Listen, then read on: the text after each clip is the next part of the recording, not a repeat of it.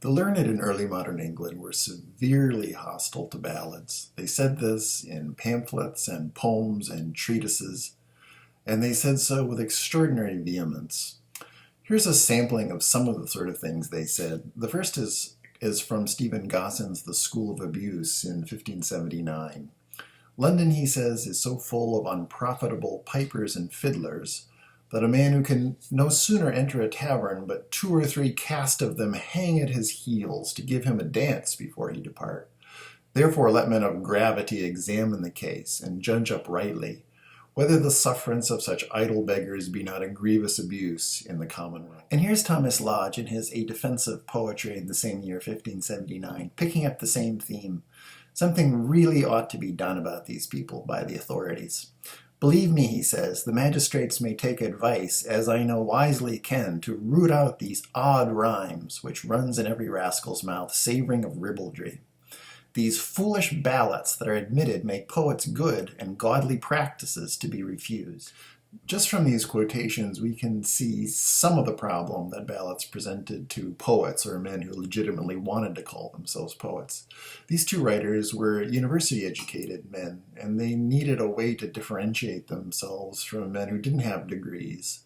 And they were also confronting a very large, well-organized, highly profitable commercial venture, that is, the ballad industry.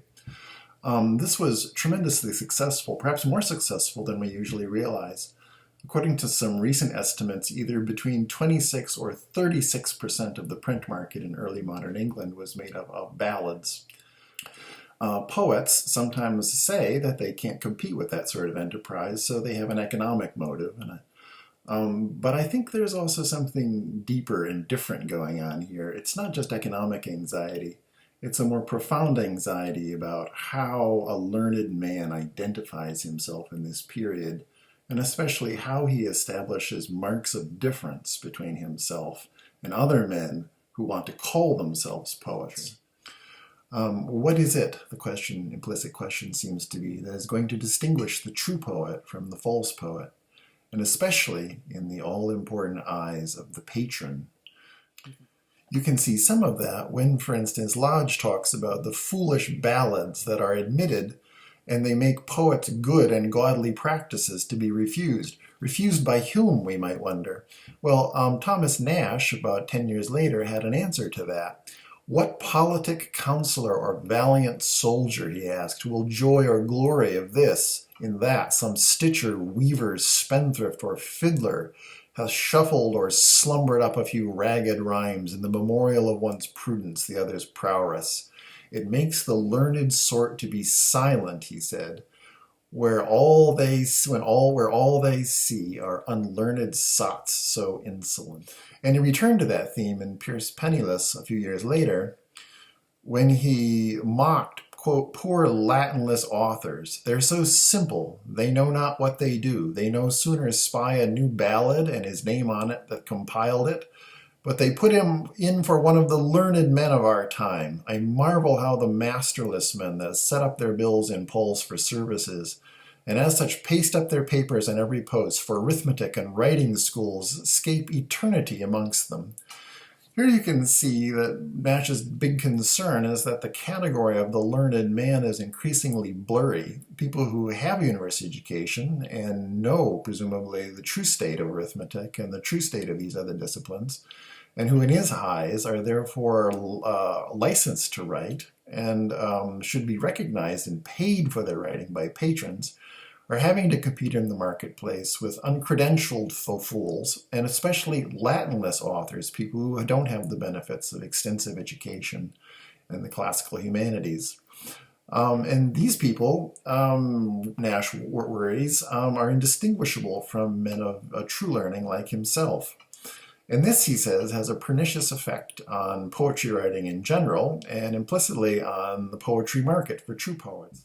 And so, beneath the market crisis that we see in anti-ballad intellectuals, there lies a deeper crisis, and that is the crisis of the humanistically trained intellectual around the turn of the 16th century.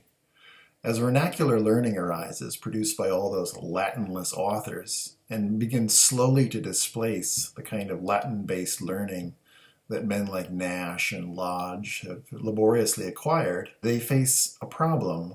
Who are they, and what makes them different, and what makes them special, especially when all around them they see a thriving, flourishing market made up of authors who lack their credentials and don't appear to need them in order to obtain economic success. Of course, in their situation, the only response they can really make is to double down on what they've got.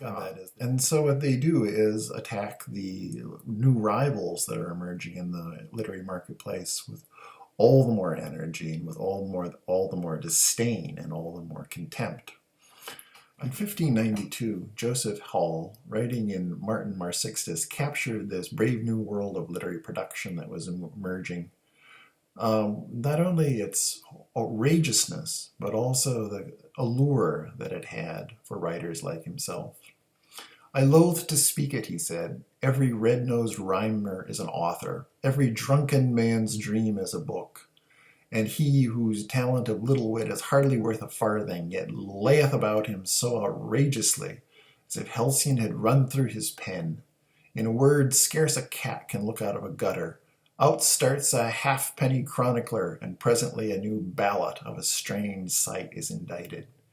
It's hard to miss the fascination that Hall is implicitly expressing, but also his deep, abiding anxiety that all these strange new sights, these peculiar sights and sounds that the ballad made available, are on the one hand unaccommodatable by men like himself, and on the other hand all too easily accommodated by men whose talents lie elsewhere.